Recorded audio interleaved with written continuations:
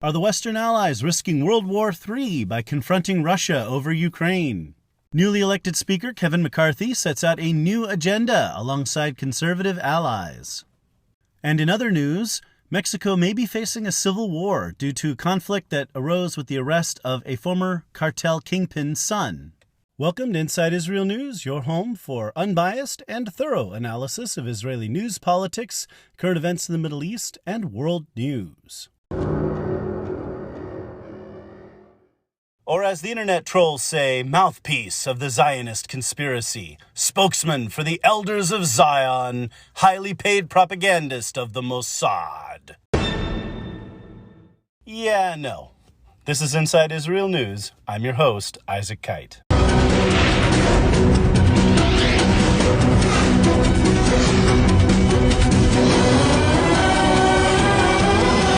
Welcome back, Insiders. This is a world news report. I've talked about Israeli news in the last episode, and we'll be discussing that a little more in depth in future episodes. A lot going on, and there's going to be a lot of excitement there. So I'm going to get this out of the way, and then I'll return to world news after things settle down in Israel. There will certainly be no shortage of topics to discuss going forward there, for sure. But today, discussing the various issues in the world, leading that, of course, is the question of World War III. Are we headed toward the big one? And some other political stuff going on in the world, and some other things. Just a quick glance around the world, a few things that are worthy of note around the world that you may or may not have heard about. While we all heard a lot about the center-right protesters in Brazil who drove the government from their government buildings amid 1,200 arrests of the terrorists by President Lula da Silva. Of course, no one was killed, and it was a protest gone wild. And obviously Bolsonaro told them not to do it, same kind of thing, but they did it anyway. But anyone who protests is a terrorist in these countries. When you protest the establishment, you're a terrorist. Meanwhile, in Peru, nearly 50 people have been killed in riots and demonstrations by radical left groups there, and no one knows anything about it. If you watch the U.S. media, it's not happening, right? But it's left-wing protesters there. Nearly 50 people have died, right? Compared to what just happened in Brazil, that is a much more serious issue. And obviously, I'll be talking a little bit about Mexico soon. But those are some of the things going on right here in the Americas that are troubling, right? We have some serious problems with some very corrupt governments in the one instance, in the case of Brazil. And then over in Peru, the government trying to protect the country from dangerous radical leftists who want to destroy those countries. I mean, the guys like Correa and Chavez and now Maduro, these guys are, they're destroying their countries. I mean, people in Venezuela are starving to death. The economy in Ecuador has been destroyed. These are unfortunate things that happen. It's terrible that these things happen to these people. But, it's a sad struggle. What can you do? But I want to make sure everybody knows about it. I'll obviously be discussing Mexico in a little bit. Political news in the U.S. has been interesting. Joe Biden being caught with classified documents. When a handful of classified documents were found in Donald Trump's house, those could be photographed, and those photographs could be spread all over the place. And that was treason, literally treason. He should have been strung up, and it was awful, and it was the worst thing that had ever happened. Because no president has ever had. No former president has ever had classified documents. Actually, all of them have. And so, like with the former presidents, the National Archives will occasionally request some of those documents, and President Trump handed them over voluntarily, and like every other president. And then the FBI did some dumb raid and, found a handful of things that had really no relevance to anything. Well, now classified documents have been found at various offices and garages and what have you, associated with then Vice President Joe Biden. And the problem here is, while the president has the power to declassify documents, the vice president doesn't. So what in the world was the vice president doing with these documents? And he didn't have the power to declassify them or anything. So it's kind of messy. Talking about being caught with your pants down. Of course, these documents were found before the midterm elections, and we're only hearing about it months later, naturally, because of course these things couldn't be reported at a time when it might do any kind of political injury to the left, right?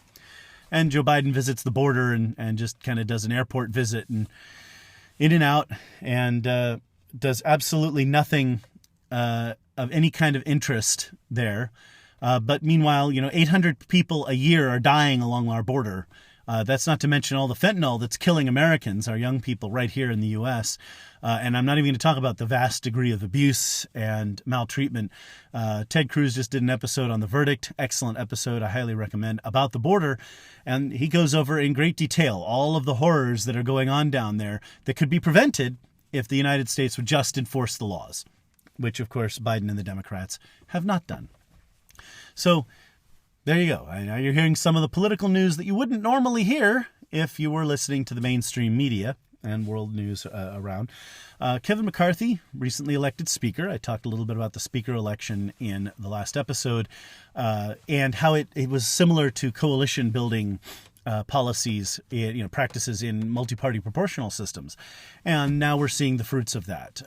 The House has passed a new set of rules that have restored debate and discussion and the ability to offer amendments on the floor and the ability to for an individual member to call for a motion to vacate the chair, which is basically a vote of confidence against the Speaker. And the Speaker of the House is the closest thing we have to a prime minister in America. And while that office really only pertains to the House of Representatives, there's no administrative or executive authority attached to it like there is in a parliamentary system. The fact is the Speaker does a lot. It has a lot of say in how the agenda is set in the House. And since John Boehner, through Paul Ryan and, of course, Nancy Pelosi, the Speaker's office has just been getting more and more powerful. And with the COVID thing and the proxy voting, it just got to being where the Speaker dictated to the House what the House was going to do and presented bills to the House at the last minute that no one had read, and they just had to vote up and down on them. Well, those days are gone. So the House of Representatives is finally going to do its job. They have to be there in person to vote and be counted as voting, and they're going to be able to debate measures, debate bills, have time to read them, and be able to offer amendments. The House of Representatives is actually going to be a legislative body once again, not the dictatorship of the Speaker. So I, for one, am really excited about that, and I'm proud of the conservative members who did not feel comfortable with the situation as they came into the House and drew out the election of the Speaker for 14 ballots before electing him on the 15th, because they wanted to make sure that they were heard, and that's how we do things. That's democracy. That's politics. That's the dirty, messy business of lawmaking, right? And it's a beautiful thing to watch and behold. The more chaotic, the more messy it is, the better for the American people. Because when things are very orderly, it's easy for the people who are with the woke hive mind to be monolithic, to have an easy time electing leaders and all band together around this agenda or this item or this person or what have you, because they're all on one track, right? They don't care about free speech. They don't care about democracy. They just want to win. They want power. The power to them. You have to do things their way. Use pronouns that they say. You're only allowed to say what they say you're allowed to say. You're not allowed to disagree with them at all, right? They should be able to shove legislation down your throat, right, and force you to adopt it. Look the other way while all kinds of abuses are committed by the government. Not anymore. So the House has already voted to get rid of the 87,000 new IRS agents. Unfortunately, that's not going to get rid of them, in fact, because the Senate has to concur. But that's an interesting starting point for negotiations with the Senate over future spending. Right? The Senate now knows if they want to do anything with the House involving future spending, that's an issue that they're going to have to work around. They're going to figure out how to compromise with the House on that. And the House is not likely to want to compromise. And, of course, the House is going to investigate the FBI and the Twitter files, where the FBI has been caught paying Twitter to suppress free speech. Wow. We talked for some time about how the FBI had become the new KGB for the Democrat Party, and now, wow, the things coming out now are disturbing. So it'll be good to investigate that. Some people need to go to prison. At the very least, some names need to be dragged through the mud of the people who did this, who attacked American democracy and freedom. So we have the people saying that, Donald Trump and people on the right are a threat to freedom and democracy and all this kind of thing. But in fact, they are themselves trying to suppress democracy and freedom and free speech. So just wow. So much stuff coming out now. Not going to go too much deeper into all that, but it will be nice to have these investigations, investigate President Biden's corruption and some of these other scandals that are out there. There are a lot of them. Now we have documents, what have you. Apparently, work is being done on the impeachment of Homeland Security Secretary. I almost said minister because I was thinking internationally. Homeland Security Secretary Mayorkas, who has failed to secure the border. That impeachment would theoretically go to trial in the Senate, and of course the Senate will not convict. But at the very least, it will draw attention to what's going on at the border. And I think that's why Biden went down there. He knows that he had to preempt, the media could say, oh, the president went to the border, everything's fine, nothing to see here, before Republicans make a big issue out of that politically. That's an issue where, 65% of Americans want border security. It's not really a political issue. It's a pretty universal issue here in America. So with that, I'm going to close out this segment. Fascinating things happening in American politics. And I'll move on to the main topic after a short break here, where I'll talk about World War III. It's my pleasure, as always, to bring you Inside Israel news and keep you apprised of politics and current events in Israel and the Middle East. But you might wonder, how do I create these podcasts? Well, the answer is simple, and it's also free. The price is right. I use Anchor. Anchor allows me to create the podcast episodes and edit them and produce them on my phone, and also on my computer if I so wished. And not only does Anchor allow me to record them and provide that ability, they are also like a partner in the podcast world. They make sure that my podcast is listed on Apple, Spotify, and so many other platforms. You can make money from a podcast with no minimum listenership. It's everything you need to make a podcast in one place. So if you're interested in creating a podcast, do like I did. Download the free Anchor app or go to anchor.fm to get started.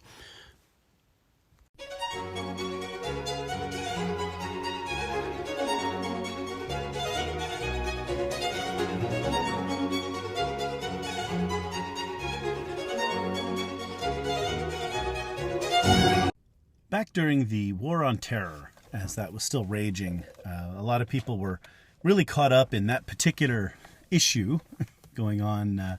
It's a serious problem, granted, but a number of us began to think about the long term and continue to see the long-term strategic situation.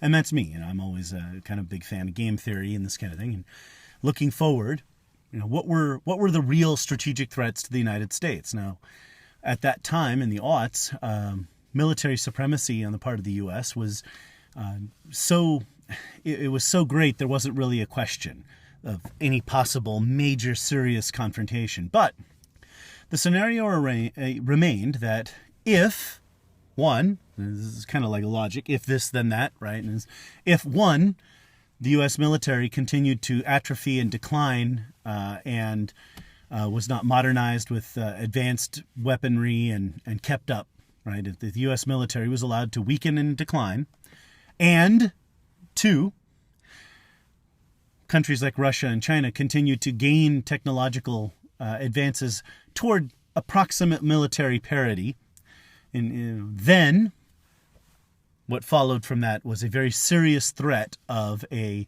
nightmare World War III scenario that I'm going to call the four-party attack. This is a scenario I'm going to discuss pre-2016, and you'll understand why when I get on to the next part of this.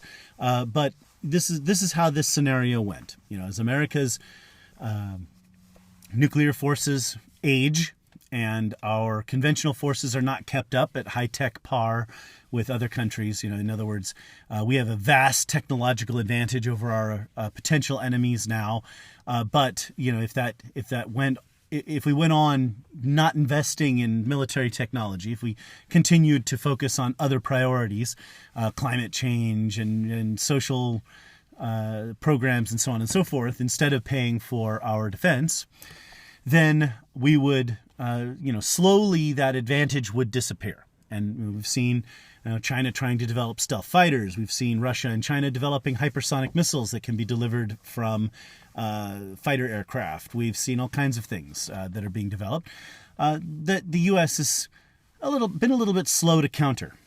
Right, we are countering them. We are developing our own capabilities in these areas. Obviously, we have the F-22 stealth fighter and the F-35 fighter is pretty stealthy, and so on and so forth. So we do have technologies that are more advanced than these things at this point. But you can just imagine it's not that far for China to advance to develop a stealth fighter that's approximately as good as ours, maybe. Right? I mean, in any case, it's one of those kinds of scenarios. So, as we atrophy and as they advance, there would be a scenario where they might, venture a conventional war, the four-party assault. And the scenario looks something like this: Iran, Russia, China, and North Korea all attack at once. Right? And in that moment, local U.S. forces in Europe and NATO forces would have to confront the Russian military, and that would take that would be quite a to-do. Again, this is the strategic calculus pre-2016, assuming that things were going to continue on the same trajectory that they were in 2016, right? Sometime in the 2030s, perhaps, 2020s, somewhere in there, in this time frame, we would be in this scenario. Right, so NATO and European forces of the United States would be busy with Russia. Right, Central Command and our Arab allies and Israel would be busy in some ways in uncoordinated efforts to defend against Iran. Right, and we'd have to use our local forces there to try to contain Iran. Right. Our local forces in South Korea and the South Korean military would be trying to hold off North Korea. Maybe Japan might get involved, not quite sure, right? And the bulk of U.S. forces would be engaged with China, trying to keep them from invading Taiwan and or Vietnam and the South China Sea area, right? So that's a nightmare scenario. And you have to think about this. Industrial capacity in the United States is not what it once was. It was a very interesting discussion in the Telegram podcast on the Ukraine. Typically, it's about Ukraine, but they were talking about, U.S. military situation, U.S. industrial situation. During the Second World War, and a lot of people don't know this, but I talk about this in my various podcasts, the ships that were essential to bringing victory in that war were the ships built under the Two-Ocean Navy Act. All of the ships that were ordered during the war, none of those ships saw combat. A few of the smaller ones, but at a point where it was no longer relevant. Right? By the time the destroyers and destroyer escorts, later called frigates in nautical nomenclature, by the time those ships started to arrive, the Battle of the Atlantic had already been won by ships of the Two-Ocean Navy Act and British warships, coordinating with our British allies. The Essex-class aircraft carriers that were so essential to fighting the Japanese, built under the Two-Ocean Navy Act, right? The battleships, the new fast battleships of the North Carolina, South Dakota, and Iowa class were ordered in the late 30s, right? None of those were Two-Ocean Navy ships. The Two-Ocean Navy battleships were all canceled because we realized that battleships were not going to win wars. It was aircraft carriers. The Midway-class carriers that were ordered after the Two-Ocean Navy Act, the idea of having these larger, more like we called them battle carriers, these larger aircraft carriers that could carry much larger air forces to fight at sea and what have you. The Midway would literally be commissioned right after Japan surrendered, right? So none of those ships would see action that were ordered during the war. It was just those that were ordered under the Two-Ocean Navy Act. So you think about that. We have right now 11 super carriers, right? that are there. We have the 10 carriers of the Nimitz class plus the Gerald R. Ford, our new class of aircraft carrier, and the John F. Kennedy is coming soon as a 12th.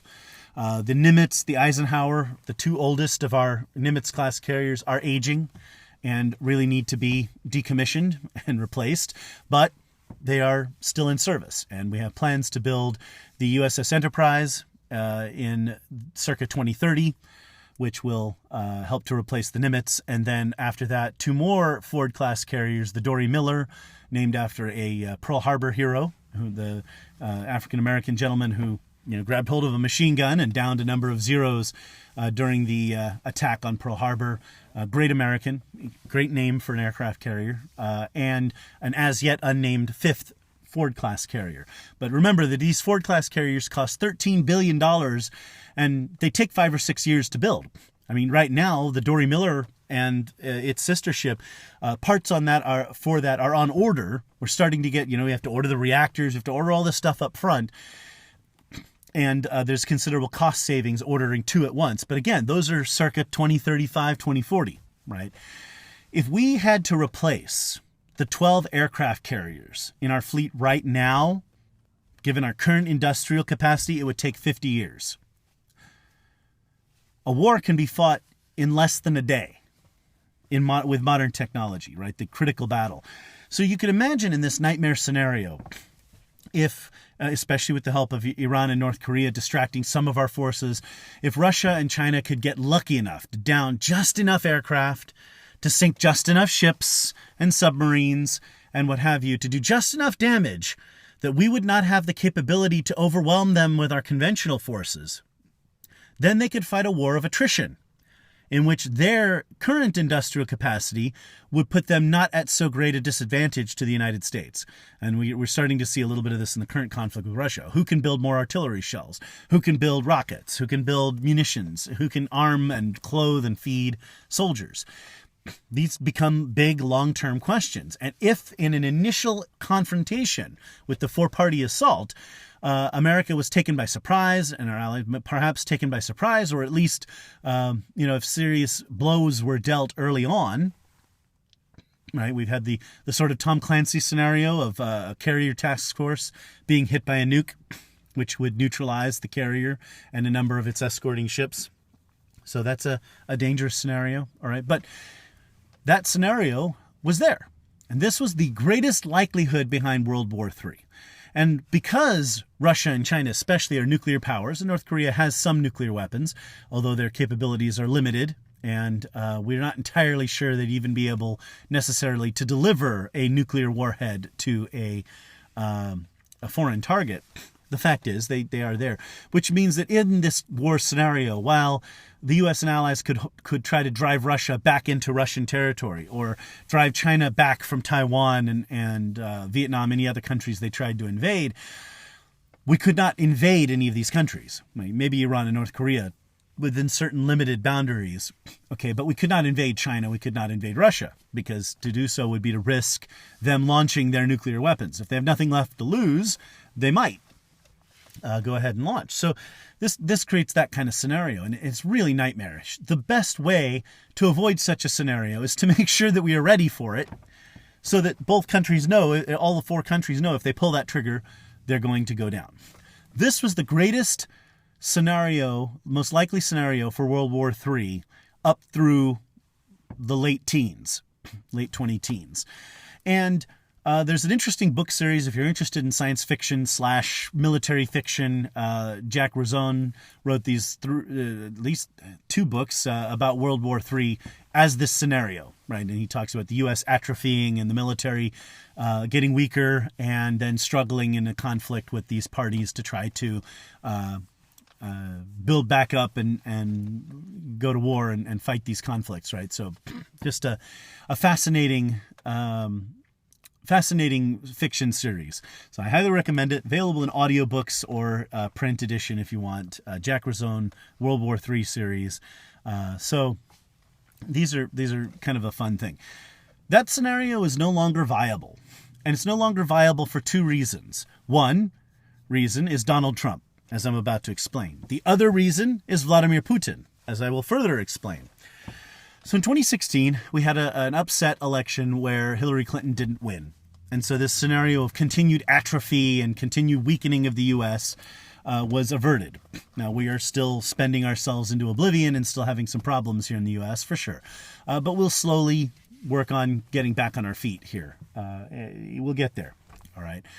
And since the whole COVID thing, there's been a great awakening lately about industrial capacity, the ability to, make medicines in the United States, right?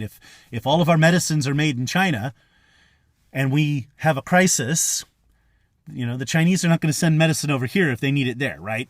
So our ability to manufacture medicines is now a strategic of strategic importance. Some could have argued. But anyway, the point is we're now paying attention to our industrial capacity, our ability to make steel here in the United States, our ability to manufacture ships and weapons of war, tanks, aircraft. We have to be able to do all of that. Chips. Where do the chips come from? Can we trust chips from China? Might they have little, programs in them that might be activated to shut down phones and computers and high-tech systems and software and weapons, right? Ground planes and what have you, right? So this kind of stuff. So we're looking at that stuff. We're paying attention to it now. But in 2016, Donald Trump won the presidency. And as he got in 2017, he started looking at exactly what I just talked about, that nightmare scenario. And what do we do about that nightmare scenario? And his solutions were fascinating. For purportedly being a Russian agent, Donald Trump immediately went to NATO. I mean, if he was a Russian agent, maybe, people say, well, when he talked about, we should dissolve NATO. And a lot of people thought that meant he was a Russian agent. I agreed with him. I've told you before on the podcast that I opposed NATO's existence right up until maybe the Second Chechen War kind of made me rethink that position a little bit. But right up until the invasion of Georgia in 2008, I thought NATO was an antique and could be gotten rid of, and that the U.S. would be better having direct relationships with Eastern European countries in terms of building up their defenses, which I called, to encircle the Russian bear, an article I wrote back in those days.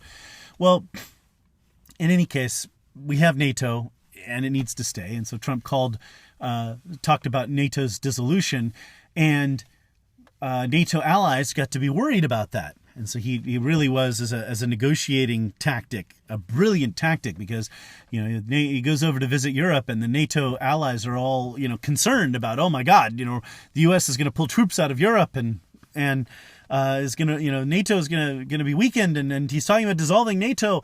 And so for the first time in recent history, Germany, France, the UK started increasing defense spending. Now, it's great when you've got Uncle Sam to foot your defense bill for you and provide your security. But now Uncle Sam wants a little something in return. Now NATO's paying their bills, and our allies are starting to do their job, do their part. President Trump warned European leaders about their climate change policies and making themselves more reliant on Russian gas, Russian energy. Germany shutting down its nuclear plants, shutting down its coal plants, and in exchange for relying more heavily on Russian gas was a bad idea. Right? Ted Cruz introduced a bill in the Senate to impose sanctions on the Nord Stream 2 pipeline, which he feared would allow Russia to complete its invasion of Ukraine. And indeed, Vladimir Putin made no moves on Ukraine as long as those sanctions were in place. Obviously, Biden got rid of those as soon as he lifted the sanctions as soon as he came to office. So that created that problem there. Anyway, so natural gas exports from the U.S. Economy producing more gas. All of a sudden, U.S. ships full of U.S. liquefied natural gas are showing up in Estonia and Latvia in the Baltics. They're showing up in European ports, and America was exporting energy to Europe as an alternative to Russia. So that really put Russia in a weak situation right there. Kind of knocked them back on their heels.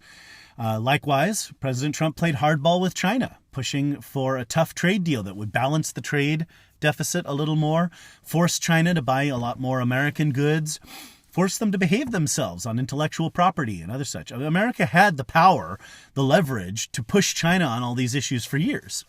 And Trump was so successful at that ultimately China had to sign phase one of that deal. And since Biden came to office, he's kind of been stuck with it because the tech companies and a lot of other curiously left-wing interest groups.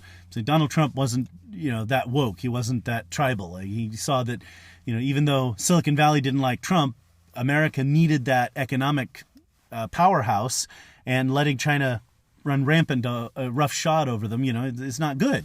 So anyway, Biden's largely had to pursue the same policy with China quietly, but the same policy. And COVID, of course, like I said, doubled down on that. We can't be manufacturing medicines and critical strategic technologies in China when that could be threatened, that could threaten the security of the U.S. in the future. Anyway, so playing hardball with the two big threats, right? Now, shortly thereafter, President Trump worked with Israel and the UAE and Bahrain, and here we have the Abraham Accords. Right now, Israel is making friends, normalizing relations with Arab countries. And while the Saudis haven't joined that, the Saudis, certainly this would not have happened without the Saudis assenting to it, right? And the Saudis have since then, said that they'll allow Israel to use their airspace for civilian overflight, which strongly implies that military overflights to bomb Iran might be in the future. And there's increasing talk today, of course, of Saudi Arabia normalizing relations with Israel. So it's not out there. It's not an impossible scenario. But the point is, Egypt, Israel, Saudi Arabia, the Gulf states are slowly coming together in a coordinated effort that will allow them to defend against Iran, which means that local U.S. forces and the coordinated efforts of our allies in the Middle East, Israeli and Arab alike, could contain Iran. That would free up U.S. forces in the area if they were needed elsewhere, say China, right? Which is a problem for the Chinese, because now Iran would no longer be able to hold down the amount of U.S. forces that they would have to hold down to make the nightmare four-party assault scenario viable. And when it comes to North Korea, not only does U.S. have local forces in South Korea that could help the South Koreans fight North Korea, but Japan has now clarified that they consider defending South Korea to be part of Japan's self-defense, that they consider North Korea a threat to Japanese interests. And so now the Japanese self-defense forces and the Republic of Korea forces, or ROK forces as we call them, R-O-K, right? ROK, Republic of Korea, would be able to take out, again, with the help of local U.S. forces, would be able to contain North Korea and perhaps defeat them. With Japan's help and the help of local U.S. forces, it is not inconceivable that South Korea could invade North Korea and end the Korean War. The point being that North Korea certainly wouldn't be able to make the kind of trouble that it could make in the past, right? And now Vladimir Putin has done possibly the dumbest thing in his time in office. He's usually a pretty strategic thinker, and he's a good chess player. But he's made a big mistake in Ukraine. They came close. They almost got Kiev. They almost got Zelensky, and they could have, they came very close to breaking Ukraine up and doing their Ukraine demilitarized with a president chosen by Putin and weakened. Right, which would strengthen the four-party assault scenario. But that has blown up in his face. And now Ukraine has launched offensives that have defeated the Russian army and driven them back in a number of places. And so it's very clear that Russia is not winning this war. And some people say, well, it's a lie to say Ukraine is winning. Ukraine is winning in that they have not been defeated, and they are not anywhere near defeat. And they grow stronger by the day while the Russians grow weaker. So it is more true that Ukraine is winning than that Russia is winning. Russia hasn't completely lost, but they're in a pretty desperate situation, and the situation is very dangerous. It certainly looks a lot better for Ukraine than it does for Russia at this point. But the Russian military has proven itself inept at fighting conventional wars. It has proven that its technology is not very effective. Their fifth-gen fighters can barely fly. Their weapon systems are not very good. All of their high-tech weapons that were supposed to be bringing technological parity have proven to be not so effective. And obviously the Chinese are watching all of this, and the Chinese military is completely untried. China hasn't fought a war since it fought Vietnam in 1979, and the only war that China has come near winning in recent years, in recent centuries plural, was in Korea, where they just sent millions and millions of men, most of them defectors from the Chinese nationalists, to die in a meat grinder against the U.S., which the U.S. was able to fend off, and that's why South Korea is still free.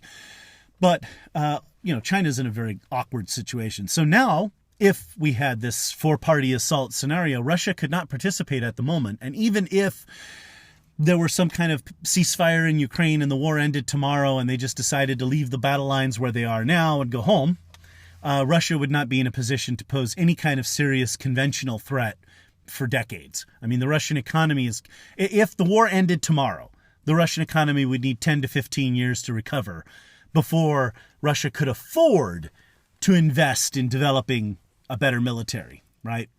And that basically neutralizes Russia. So now China stands alone in this scenario. We can contain Iran without major U.S. forces. We can contain and perhaps defeat North Korea without significant U.S. forces, and that allows us to focus on China. NATO and U.S. forces could focus our energy on China in a way that that scenario could not happen. So when people come at me like, we're risking war with Russia by helping Ukraine, now you have to argue with them. First of all, we do understand basic morality, right? It is Russia that invaded Ukraine. It is Putin who is threatening war. Putin is the one risking war, right? It's not good for us. A nuclear exchange would not be good for us, but it would be worse for Putin. There's a greater likelihood that we would be able to recover than that Russia would. Russia would be dead, right? And I'm about to get into why Russia's already dead here in just a minute. But in any case, this scenario is no longer viable, right? We are in a situation now where any such conflict would be a big problem for China. Now, looking at the long-term U.S. strategic interests at this point, what is the price tag for not having that nightmare scenario, right? If you could put a price, right? So let's just go back to 2016 to the four-party assault scenario, right? Before Ukraine, before all this stuff.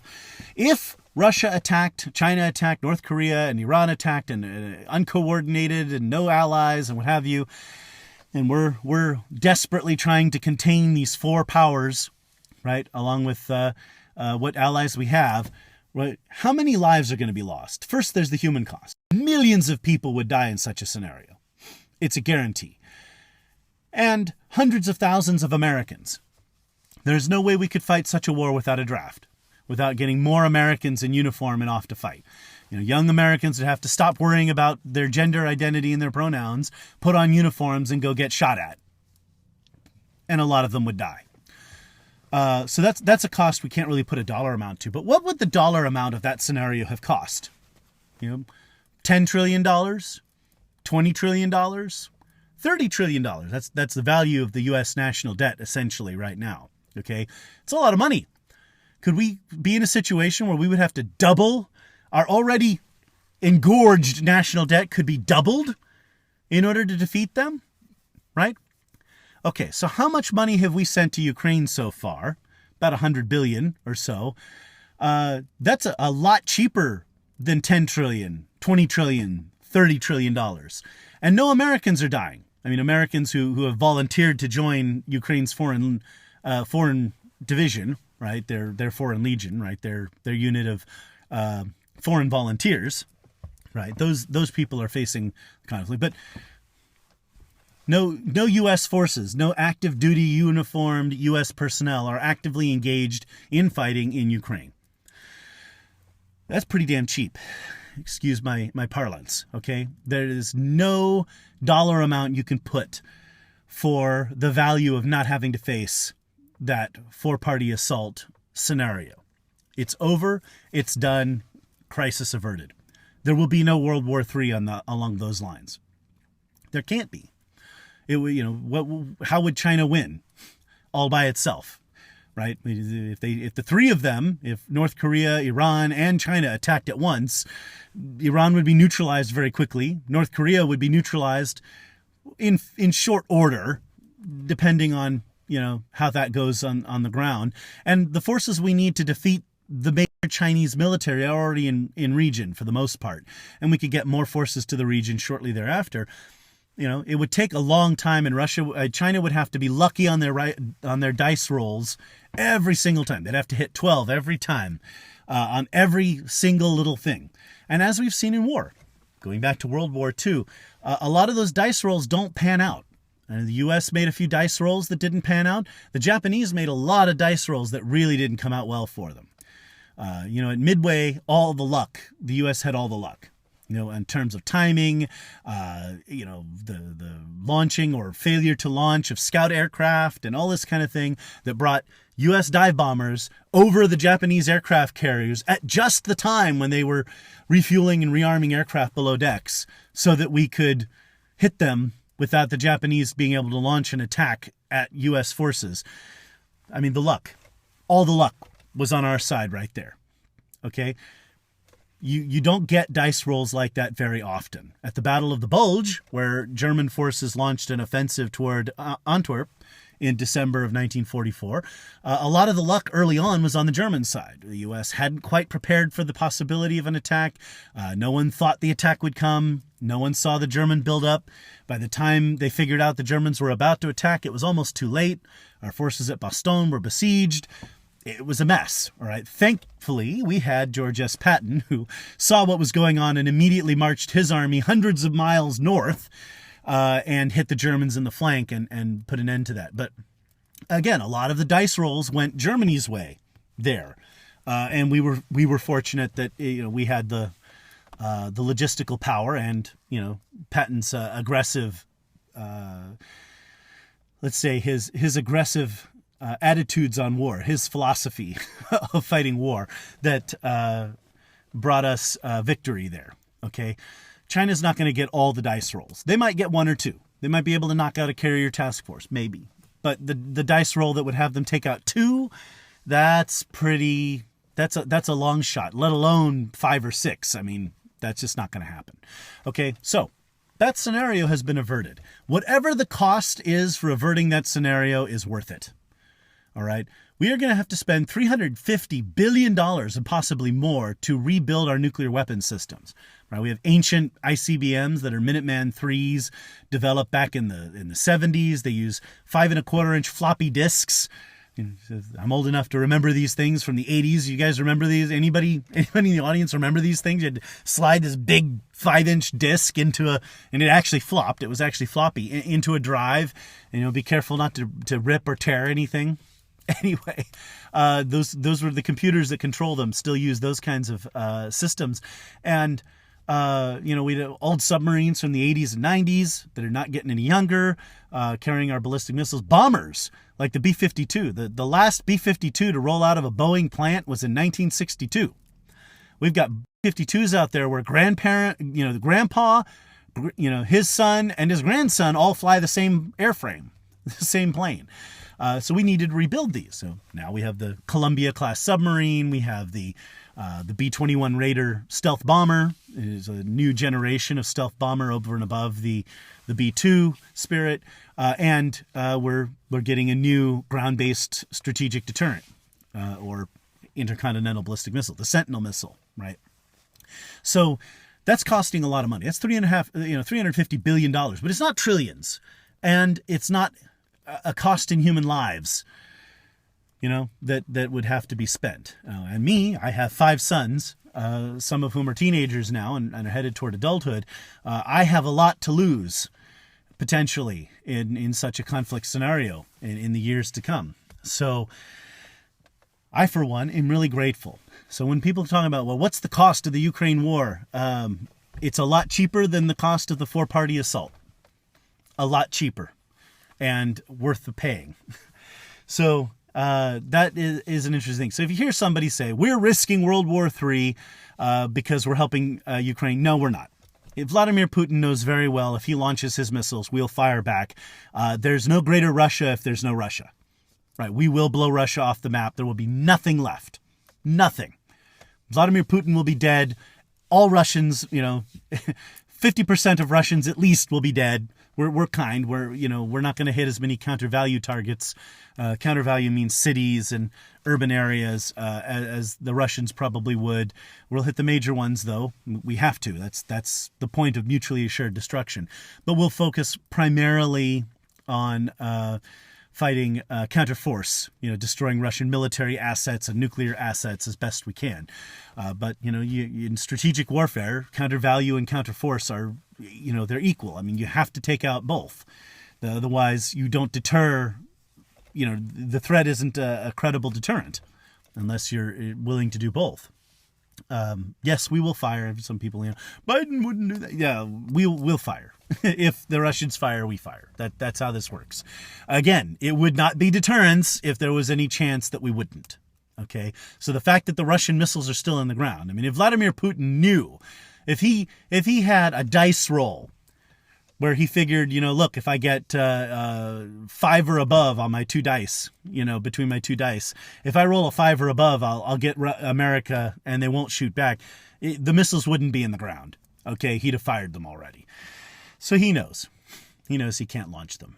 Vladimir Putin is risking the war. Vladimir Putin is a mass murderer. Vladimir Putin is the one who is in the moral wrong here. And it's not even close, which is my next topic here after I take a deep breath. But I wanted to introduce you guys to the long-term strategic situation there. Now, just for a minute, let's talk about America's strategic interests and goals going forward from here, right? What do we want from here? Okay, what would it be best for us to do? We've known for a long time that the population of the world is growing in Africa and Southeast Asia. That's where people are having children. That's where the population is growing. India as well, although India's demographics are changing. Speaking of demographics, I finally was a guest on the Joe Rogan podcast recently who talked about Russia and China and their demographic issues. And I was so gratified to hear that because I started talking about that stuff 12, 13 years ago, and people would look at me like I had 2 heads. They're like, what are you talking about? It's like, I can do statistical analysis. Let me show you some things. Okay, you want to talk about the inverted population pyramid of China? A few years back, we started seeing pictures in 2018, 2019 of vacant, abandoned cities in Manchuria, the industrial cities of northern China, just vacant. The one-child policy, they destroyed their younger generations. And then once that became ingrained in the culture that people wanted to have their boy, if they could, and only their one child, now people in China don't want to have a lot of children. They're highly urbanized and they're aging. So the population of China is going to go from like 1.3 billion down to about 450 million by the end of the century. The Chinese population is going to hit a massive decline. And it is aging rapidly now. So we've known that for some time. Russia, same deal. Problem for Russians is Russia, a lot of these countries, something people don't understand about the United States, right? We don't have an ethnicity here. Like, yes, we have a lot of people generally from Northern Europe and especially the British Isles, but America is America. And as long as America is ideologically based on liberty and the Constitution and our freedoms and what have you, it really doesn't matter who lives here in that sense, okay? There are those of us who've maintained it, but as long as we believe in it, we're Americans, right? We have people here who are of German descent, and we have people who are Swedish, we have people who are British, we have people who are French and Italian and Eastern European, Polacks, and we have all kinds of people who come to America, and they're Americans. And we have Indian people and Chinese people who come here, Japanese people and South Americans, Mexicans and Africans. When you come to America, you're American, right? You become American.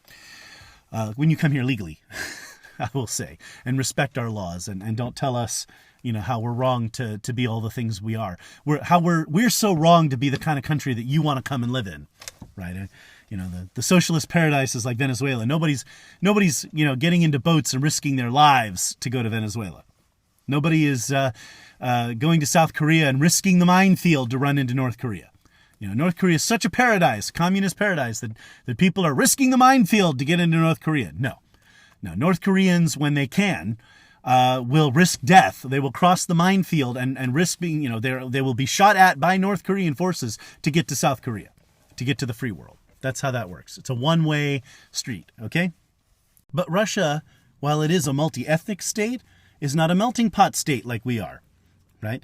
There are a lot of people in Russia who are not Russians, really, right? So the great Russians, who are the ethnicity that have ruled over Russia for the past, 5 centuries, since the time of Ivan the Terrible, right? Or Ivan the Great, depending on how you put that. In any case, since Ivan was the emperor, the Tsar of Russia, the past 400 years or so of Russian ascendancy, the great Russians have been the ethnicity who have dominated Russia. But you have a lot of other people in Russia, Dagestanis, you have Chechens, you have Siberians, and I hate to use that term, but there are a bunch of different ethnicities in Siberia. You have the people of Irkutsk and Yakutsk and Kamchatka and all kinds of places in Russia who are not Russians, not great Russians. They're Russians in the sense that they live in a country called Russia, but they're not invested in Russia, right? The Russia that everyone, that the Russians are trying to expand right now are great Russians. And demographically, they are in terrible shape. They're not having children. Their population is already declining. And half of the great Russians will be gone by 2050. The population of Russia overall is going to decline by half. And, it'll be disproportionately great Russians who are disappearing. So Russia's not in great shape demographically. China's not in great shape demographically. Iran has a large population of young people, but their problem demographically is that while they have a large population of young people, those young people are not having children like previous generations did, but those young people overwhelmingly want freedom. Like, they don't support the tyrannical regime. So we'll have more on that in the future. So, they have more young people, but those young people don't necessarily support the tyrannical clerical government. And North Korea, we don't know a lot about its North Korean demographics. What we know from the people who've defected is that people in North Korea are poor, starving, in very terrible health. These people come across, and we have to treat them for very basic parasites and illnesses that no one in the Western world has, because we have basic medicines. In any case, the people of North Korea are poor and starving and in terrible shape. So we can't imagine that they're very excited to have large numbers of children and large families, right? Those who are having children and families are almost certainly the people who are, part of the so-called North Korean middle class, or elite, if you will. And those are going to be the people who are kissing up to Kim Jong-un and the regime the most. So demographically speaking, they're in deep trouble. Europe is also in deep trouble too. I don't know. Europe is dying. Okay. America could turn our demographic situation around, and it's starting to look like that's going to happen. Gen Z has figured out that everything's messed up. They can't, most people I know in Gen Z cannot remember a living relative who had a functional relationship, marital relationship. And they realize that there are a lot of problems with families and what have you, and they want to change that. That's the motivation. It's been my experience with them. We're starting to see some statistics and some numbers that are showing that Gen Z is moving in a more conservative lifestyle direction, I'll just say. And I think you're going to start seeing more backsides in pews and in churches and synagogues. I think we're going to see more people showing up to shul and to church and starting to, ask what are some of the more important moral questions in life, and seek answers from more traditional sources. But we'll see. In any case, we can turn things around. Europe cannot. Europe is already dead. Britain maybe a little bit. They can stave it off longer, but European populations, especially in Germany, that demographically native Germans are just not having a lot of children. After the Second World War, Germany did not undergo a population boom. I mean, neither did Japan. The difference is the Japanese don't take in immigrants, so Japan's population is declining rapidly. What the news is with China, and the reason Joe Rogan's podcast is on there, China's been fudging their demographic numbers for a lot of years. So I thought that was kind of funny, because here I'm pointing out that, 13 years ago, I was looking at falsified Chinese demographics and realizing, along with a lot of other people, I'm not going to take the credit myself, but I was looking at a lot of other people's numbers and various strategic analyses and what have you. And I saw this disaster looming over China. And meanwhile, today we're like, oh, and they've been fudging those numbers. It's even worse than they say. So when we're seeing ghost towns in Manchuria in the manufacturing centers, I believe it. Now, you can go to certain cities in America at certain hours and take pictures where there aren't a lot of people on the streets. And I'll give you that. But if you take a number of pictures that show dilapidated buildings and people, gone, I mean, like if you go to downtown Detroit and take pictures down there, and I know because I have, by the way, you see buildings that are falling apart. I saw a library with the books just laying all over the floor and the roof had caved in. Just terrible dilapidation. You can see a ghost town, and it's a ghost town. So when we were seeing those a few years ago, we knew China was in bad shape. Also, because the Chinese locked down so severely, Chinese people have not been exposed to the coronavirus, and so they have no herd immunity. Tests have found that in the West, because especially in places where we did not lock down as much, the virus went around, people got it, they got immunities, and they were not as susceptible to new strains and new variants and what have you. And the mortality of the virus at its highest was like 0.2%, now down from that. Question, do vaccines work? The vaccines were intended to strengthen the immune system against the illness, not necessarily prevent you from getting it. The jury's out on that. But, I mean, it doesn't seem like the vaccines were ever really necessary or helpful. I don't see any data that shows that. In any case, the Chinese have been locking people in their homes. So China, people haven't been able to get around because of the tyrannical nature of their government. And so they're 3 years on from this crisis, still fighting this, wave after wave of the virus. And so, that just shows you that the lockdowns and all of that were political over here, and we're not, helpful for the disease. We know this. Johns Hopkins and a number of other universities have put out studies showing that the lockdowns and shutdowns and 2 weeks to flatten the curve, none of that worked. None of that had any impact. Voluntary reduction of social activity in the early months did reduce it, the mortality rate just slightly, but that was among people who were vulnerable. Anyway, my point here, China's got big problems. China has huge problems right now. And we're in a situation where Russia and China are waning.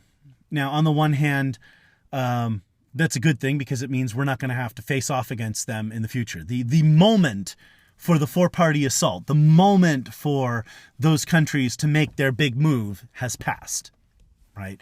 And that's an issue. So with that there, as I was saying, Africa and Southeast Asia is where the population growth is, and India, although Indians are also becoming more modern, of course, and having fewer and fewer children.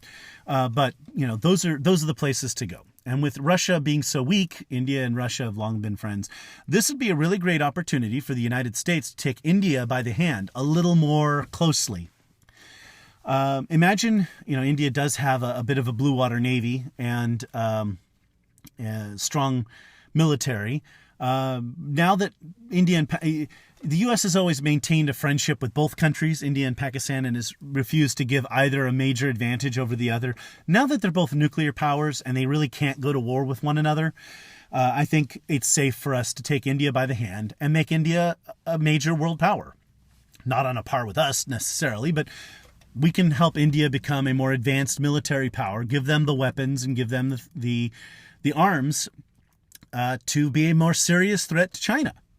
There have been some border clashes along the Indian and Chinese border. So you imagine for China, the threat, not only would North Korea not be able to do much, the U.S. will make Taiwan more of a porcupine and more dangerous, more difficult to attack. That's coming. We're selling weapons to Taiwan and strengthening their defenses. And then on top of that, we'd have India on our side and the Southeast Asian countries. But we should help India become more of a military power and strengthen our economic ties with India. We need to strengthen our economic ties with Southeast Asia. We already have good ties with them, but we can have stronger ties with Indonesia, Malaysia, especially Singapore, some demographic challenges of its own. But in any case, Vietnam, those countries. And we need to have stronger ties with Africa. And there's some really difficult issues there with, foreign aid and charity and what have you. And it's like, on the one hand, yes, I see that we want to give aid and we want to feed people and educate people and what have you. On the other hand, the United States did not become a world power thanks to foreign aid, right? The French and the Spanish, after the American Revolution, didn't send a bunch of money over here to help feed people and pay for education and do all kinds of charity work, right? Americans worked hard, built up our economy, built up a manufacturing economy and then an industrial economy, and became the most powerful country in the world. So we really need to focus on economic development in Africa, real economic development, not like the Chinese will go in and build a road and then just leave the equipment on the side of the road and leave. And no one in these African countries has the skills to maintain these roads, and no one will come in and fix them. So now the roads are all full of potholes. They're virtually useless, right? No one takes care of them. So we could do well to go and work on building skills and such there. So the U.S. now has Iran and North Korea more or less contained. Russia is weak, and it is very much in our strategic best interest to continue to support Ukraine against Russia and to continue to see the weakening of Russian forces there. Could negotiations be valuable? Possibly. But the longer this goes on, the worse it is for Russia. So at this point, there's no disadvantage in supporting Ukraine and waiting and seeing what happens. So there you are. In our long-term thing, we should consider making India, and I say consider, I don't have all the answers. I don't think I know everything. I know a lot of things. I don't think I know everything. So we should work on developing our thought process on India, on making India a greater military power. That would allow the U.S. To focus less on Iran and have an ally against China. It would be a very valuable thing. And India and Israel have a great relationship. They're very friendly toward one another. So India is close with U.S. allies, not an opponent of any of our allies, so it wouldn't do any harm. And we need to build stronger economic ties with Africa. But what I would do there, you ask me, end the food subsidies. We need African food to be sold in European and American markets. We should be buying as much food from Africa as we can.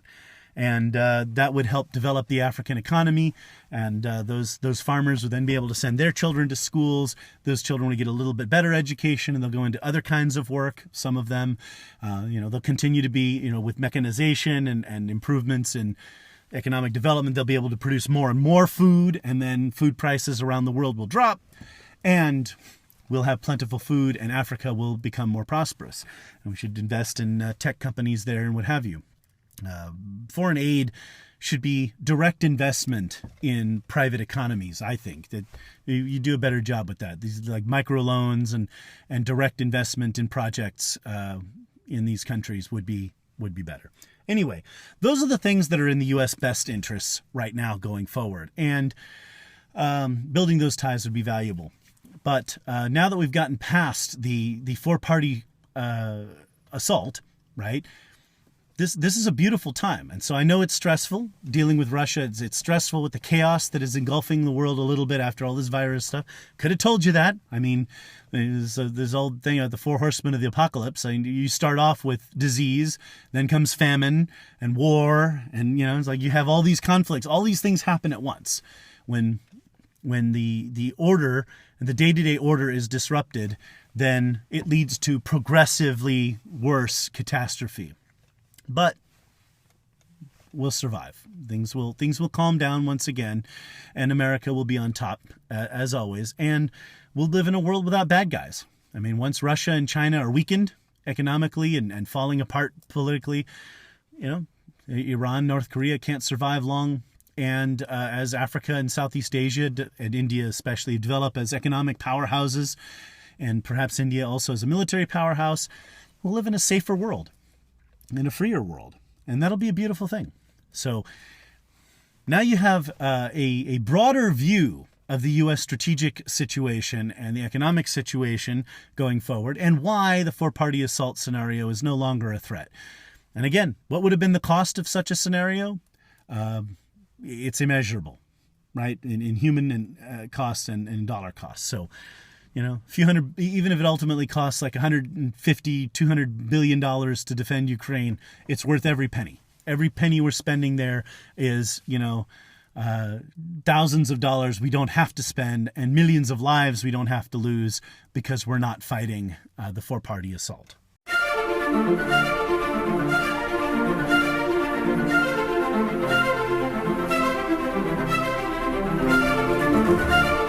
And now the In Other News segment. In Other News is a Facebook page that publishes the news stories that don't make the American news, stories all around the world. Another news story today is about Mexico. Terrible tragedy going on there. Son of a former drug kingpin arrested, and the cartels are on the attack. There's footage you can find out there of Mexican government helicopters firing at cartel forces in the middle of an attack on a hospital. I mean, they're attacking hospitals and schools. I mean, the cartels are just hideous. From what I'm hearing from people who have family back in Mexico, they're saying that in the past there were cartels that had some honor. Let's just say they would not attack the schools or the hospitals. They had some, but now the new ones that are out there, the ones that are in control now, are absolutely horrific. There are little villages in Mexico that are virtually abandoned because, they're old women and young children, because the men have to go to America to work because otherwise they'd have to work for the cartels. And many of them do work for the cartels, just in America where they make more money doing it, selling drugs or committing acts of violence or doing whatever they do here. The cartel situation is out of control. Former President Trump has said that he would consider the cartels a military threat and help Mexico put them down. It's a terrible situation there.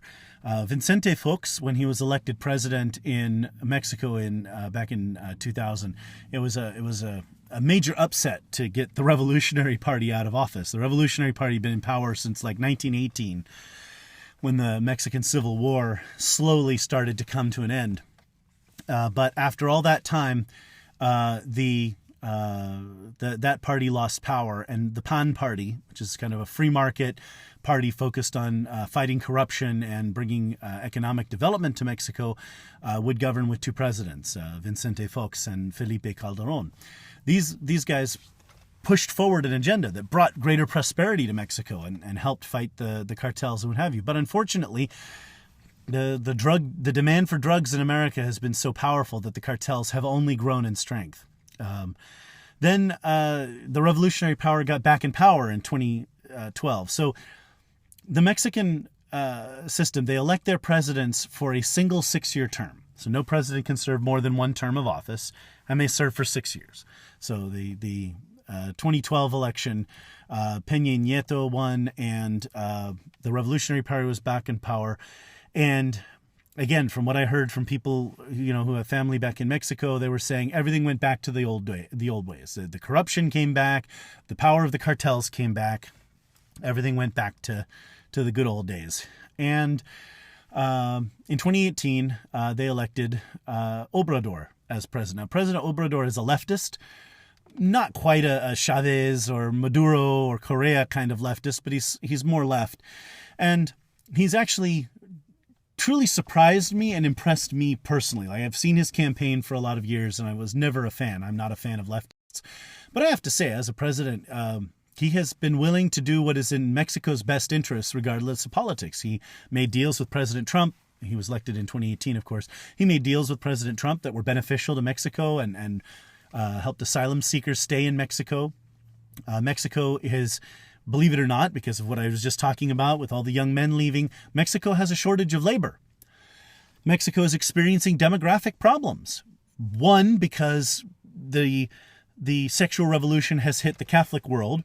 Countries like Italy and Spain and the Catholic countries of the New World are seeing significant decline in the number of children. There's greater, women's lib. There's good to that. But that means they're having fewer children and their population is declining. On top of that, we're getting all this migration. If everyone leaves for America, for Del Norte, as they call it down there, then there's no one left to work in Mexico. And so they're having demographic problems. Anyway, and Obrador has done more, trying to fight the cartels or what have you. It's just a terrible disaster down there. I mean, I don't know if you can hear it in my voice. I'm so saddened by what's happening in Mexico. It's a country that I like. Growing up, my dad worked at the school district with a number of Mexican immigrants who worked at the school district as well. And we would go over and have, real Mexican food at their homes, and I would play with their children. And I would have a real love and appreciation, a love for and appreciation of Mexican culture and who Mexican people are as a people. And it's so sad to see that country torn apart. It would be so much more prosperous and so much better off if we could, if they didn't have these cartels and we could trade with them.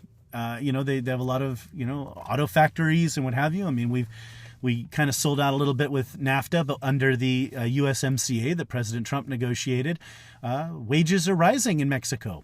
We could actually have a really good trade relationship with them. But unfortunately, Mexico may be descending into civil war with the cartels. And that's a tragedy. So that is the in other news for today.